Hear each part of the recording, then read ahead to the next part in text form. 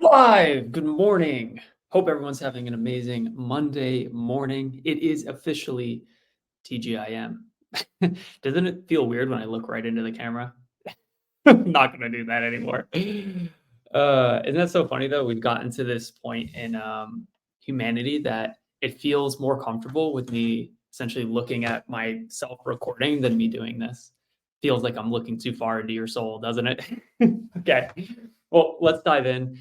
Today is going to be podcast 17, the ultimate interchangeable RN snack guide. What I want to share with you guys is this guide that I made that I think you're really going to like. But before I dive into it, first, I want to tell you a little bit of a story. Now, if you're watching this either live on the recording, make sure you comment. This is a great opportunity to be able to talk to you guys and be able to interact.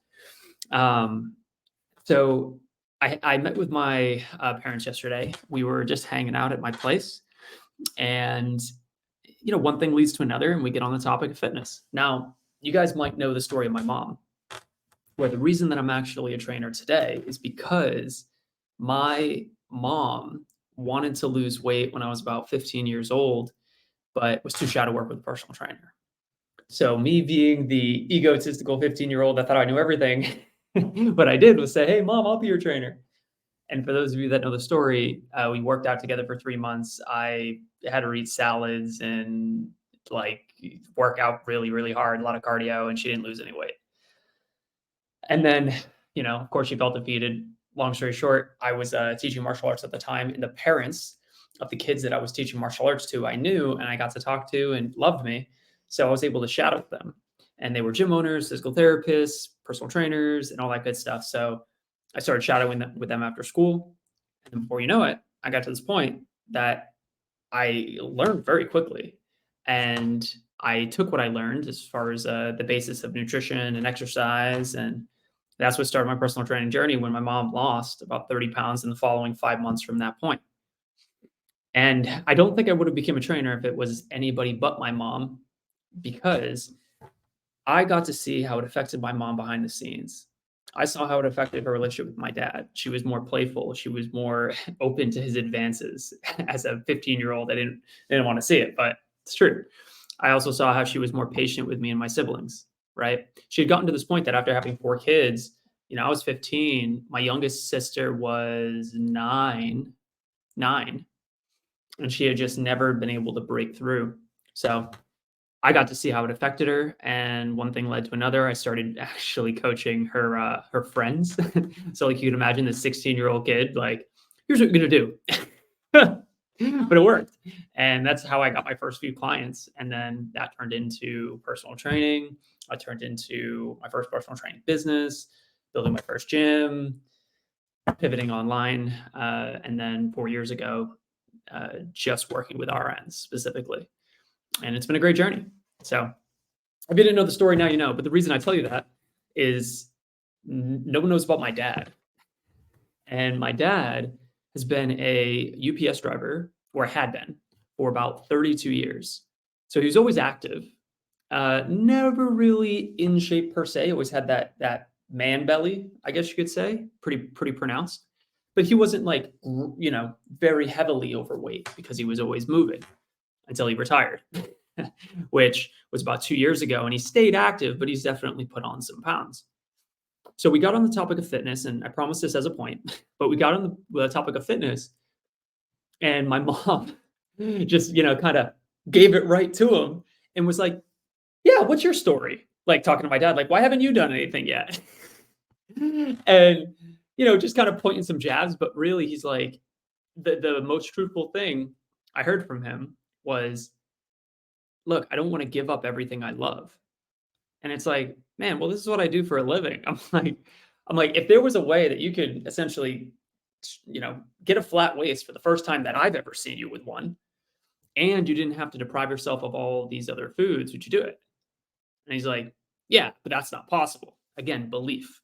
We're going to do a lot more videos on like belief and how beliefs shape your thinking, and your thinking shapes your actions, and your actions shape your results. But his belief was that it's not possible. So guess what we did? We spent the next hour and a half talking nutrition, getting a plan, and most importantly, with what I'm about to share with you, go over the ultimate interchangeable snack guide that I started to create for him, but now I've been able, sorry, you guys can't see it. Boop. That I started to create for him, but then this morning have made this essentially much more robust with a lot more options. And I'm going to review that with you now. If you're ready and you're watching this on recording, give me some hype in the chat. All right, so I'm going to read right from it so that I don't take too much of your time here. Let's go. Boom. Oh, boom. There we go. Okay, so this is the ultimate interchangeable RN snack guide. Lose weight, snack, and never be deprived from food again. If that makes you feel good, like this video. So I made this guide for one simple reason, so you can get peace of mind around snacking. Easily swap out snacks depending on what you need, what you value, and what is valuable. Your goal should be looking over the list and choosing the foods along with the quantities that you value most. How many snacks versus meals you should eat daily will determine purely on your preference. My dad is a big snacker. Almost 50% of his daily calories that we set up will come from snacks. Now, can you still lose weight like that? Yes, definitely. There are no good foods and bad foods, right? You just have to be in a caloric deficit. So instead of going against that natural desire of wanting to snack and much, why not go with it? If we want to lose weight and sustain it forever, we must align with our emotional selves, not fight against it and wish it were different. I do truly hope this helps. I really hope this helps you break through in some way or another. Yeah, let's go. The following contains two lists. Number one is high volume foods. Think lower calories per volume so that it keeps you full or gets you full and keeps you fuller longer. Number two, lower volume foods. These are foods that generally have higher calories per volume and taste better generally, but don't keep you that full. So you'll never hear me say that foods are good or bad. So it's not a good food list and a bad food list. No, you'll never hear me say that. Or that you shouldn't eat certain foods. In order to have a healthy relationship with food, nothing should feel off limits. One strategy that will help with this is called food pairing. The idea is really simple. It's just pairing a high volume food with a low volume food so that you can still eat the thing you want, but you also get full from the high volume food, right? Think chocolate and strawberries, right? Strawberries are high volume, chocolate is low volume. An example of this would be like you have 20 strawberries for every one block of chocolate. Get full on the strawberries that aren't a lot of calories and still eat the chocolate. Please note, this snack guide is in addition to you getting in enough protein from your meals, which is number one, right? This is not a complete eating guide, but simply a snack guide that you can use to help you make weight loss more sustainable while eating more foods you enjoy. You must still eat in a caloric deficit for fat loss, eat enough protein so that you don't lose muscle within the caloric deficit, and resistance train to further help you appear toned faster and help against muscle wastage. You might even gain some muscle. It's a good thing, promise. You need a food scale to accurately measure. And also specific brands and variants will influence the calorie amounts below. Again, these are not lists of healthy and unhealthy foods, though it may correlate. These are simply lists of foods that are low volume and high volume. So let's dive in. So I'm not going to dive over, I'm not going to just list all these things because you can just see it. Also, at the end, if you guys want this, I can send it to you. But what I will do is just give you some of the thoughts, right? So you can see here. Well, let me give you this instead. Let me back up a little bit to give you a bigger view. So the number one lens that we look through when it comes to sustainable weight loss is minimize pain, maximize pleasure. Now, the reason we look through that frame is really simple. Human nature is always going to be good to go away from pain and go towards pleasure. We all know it. Okay. Now, what is going to essentially get you results for everyone is roughly the same, meaning you need to be in a caloric deficit. Now, how sustainable something is to you is completely subjective. For example, 170 calories is 170 calories, regardless of who you are. However, 170 calories of watermelon, which is roughly 4 cups, you might value more than, say, let's do 2 cups of buttered air popped popcorn with 1 tablespoon of butter. So guess what? you eat the 4 cups of watermelon. Now, what if instead, or like as an example, is like you might prefer 1 cup of Halo Top ice cream. Yes, you can still eat ice cream and lose weight, right? It's all about the deficit. Over having, let's say, 1 ounce of regular ranch and 15 baby carrots. So what you're trying to do here is essentially find these things that you value the most, and they can change. So like one example is like my dad's like, I can't eat watermelon every fucking day. It's literally what he told me yesterday. I said, you don't have to. I said, look, the watermelon's an option. One of the days you want to have 4 clementines. You also don't need to have it all in one sitting. You could have 2 cups and then 2 more cups. You could have 1 cup and then do that 4 more times, right? That's like 1 snack, right? He gets like 4 snacks a day from this list. But it's up to you to decide, right? Now, these are all the higher volume foods, the things that will keep you fuller longer, the things that would be more, I don't want to say diet approved, but the things that are going to keep you fuller longer, which is going to help make this more sustainable. Now, what we have in the second piece is all the foods that are lower volume. And they're foods that generally don't keep you fuller longer. They're the snack foods everyone knows. Lay's chips, Kind bars, regular ice cream, brownies, cookies, pizza, cheese and crackers, Snickers, nuts, blah, blah, blah, blah, blah, blah, blah.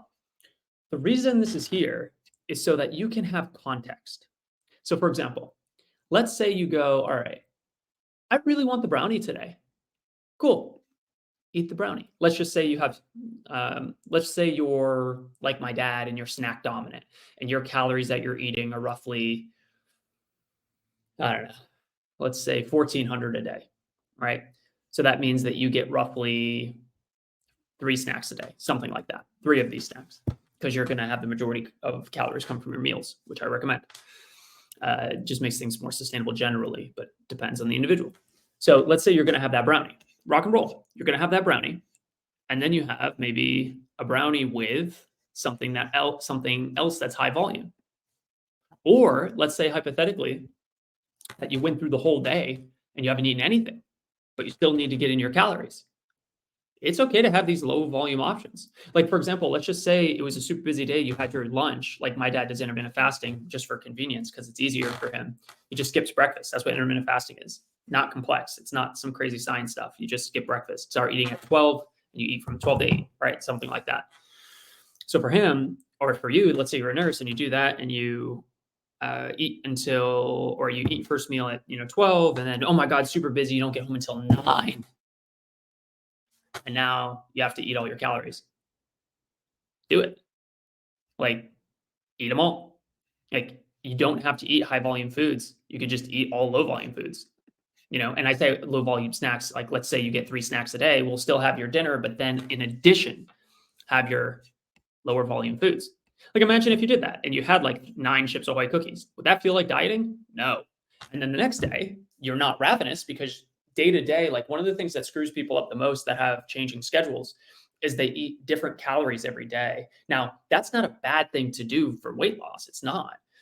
But what I will say is when you're trying to find some type of rhythm, if you're eating 800 calories one day and then the next day you're trying to stick to your 15 or 1700 calories, you can only do that for so long because your deficit's going to be too great, and then you're going to rebound and you're going to feel bad because you rebound and you're going to think, oh man, it's my fault, when really it's just the plan's fault, right? So if there's anything, you'll hear me say this a lot through these videos, is a lot of people think that if they can't stick to a plan, the problem's with them, and it's not. If you cannot stick to a plan, the problem is not with you. The problem is with the plan. The plan needs to be edited so you can change it. Think about it. Like the science of weight loss is not hard. We've talked about this many times in many previous videos. The key to this game of losing weight and sustaining it forever is the psychology of weight loss. So if your goal is to sustain and you can't stick to something, it's not you, it's the plan. The plan should meld around you, not the other way around. Now, don't get me wrong, you can't ignore the science of weight loss. You have to be in a caloric deficit, you have to get in enough protein, and you have to do some resistance training eventually for long-term results. However, if you cannot stick to a plan, you are not broken. I promise. It's the plan. Now, granted, are there things that every individual can improve on? Yes. Of course. And would that make maybe more strict plans or more results-driven plans easier for you? Yes. But you cannot start there and wish or hope that you can stick to them. In my opinion, and again, this is just one opinion, is that the plan has to mold around you. So as you grow as an individual, which does happen on this program, you grow as an individual. You guys like my new sweatshirt, by the way? Ah, so cool. Not for sale. um, that as you grow as an individual, the plan grows with you. And that's the idea, right? And it's not just grow in knowledge. It's not just grow like, all right, I want to be able to learn more about nutrition and fitness and whatever. It's growing as an individual, changing your beliefs, your fitness increases, changing your habits around stress, around sleep, and so on and so forth. So let's keep going. Boop. Oh, how do I get back to that? Oh, there we go. So hopefully this is really helpful. I loved making this, and I think this is probably one of the favorite things that I've made because I feel like it's the most applicable to everyday life, right? Because I would be really curious. I was really curious about this. I didn't know a lot of these things offhand. That like, oh, okay, hey, 3 Chips Ahoy cookies is equal to 10 Ritz crackers, calories wise. 50 chocolate M&Ms is equal to 9 Starburst. I didn't know that. So looking at this, what would I prefer? Well, I think it depends on the moment. But I actually don't like chocolate M&Ms. I like the peanut ones. But holy crap, I can only have a third of the peanut ones? That blew my mind a little bit, And then the ice cream, you can have 1/3 of a cup of Ben& Jerry's ice cream, just, pretty small. Or you can have a full cup of Halo Top ice cream. Same calories, but one's higher volume. Isn't that crazy? It's ridiculous. So cool. So use this as a tool, right? It's not a meal plan. It's a tool so that based on what you have available and what you want, you roughly know how that fits into your day. I love this thing. I think it's so cool. Hopefully it helps. And if you're ready to transform with us, you can always apply. I'll leave a link in the video or somewhere in maybe the comments or something that you can go to. Some quick PSs though. If your application is approved, I have been getting a lot of messages from people saying that when their application is approved, they don't see any appointments. That just means that we're currently full. Our appointment slots are full because we're not just meeting with new RNs. We also have all of our existing clients. So we can't really do meetings back to back all day, right? So this can change day by day, just based on active clients and when people finish their programs and new spots open. So if you are interested in one-on-one coaching and nothing's available, just check back as often as you like if no appointments are available. But that's why I keep making these, right? I make these so that even if or maybe you don't even want to do one-on-one coaching, and that's okay too. I want to make sure that the close to 3,000 now RNs that we have in this group are able to transform, regardless of whether you want to do one-on-one coaching or not. So hopefully this helps. And if you want this, just let me know. Comment below. Let's do a comment of let's do I love snacks. I love snacks in the comments. I love snacks, but all capitalized. All capitalized. Plus an emoji. All capitalized. I love snacks. Exclamation point emoji. And if you're really feeling me, put a GIF describing how much you love snacks. Oh, that's fantastic. Okay, I'm done. Hopefully this helped. I can't see who commented need that snack list. Let me look really quick. The streaming software I'm using won't let me see. I have to go in manually to look. Roxanne, what's up? Good to see you. I will get you that snack list, Roxanne. Hopefully this was beneficial for you guys. And as always, here to help. Remember that the best is yet to come. I truly believe that, even though I may not know you, I'm a big believer that regardless of where you've been, what you've been through, and how many times you may have started and failed, this time can be different, and the best is yet to come. I truly believe that for me, for you, and for the entire community we're building here. So hope you guys have a super awesome week. Let me know if you need anything. Love you all. Bye.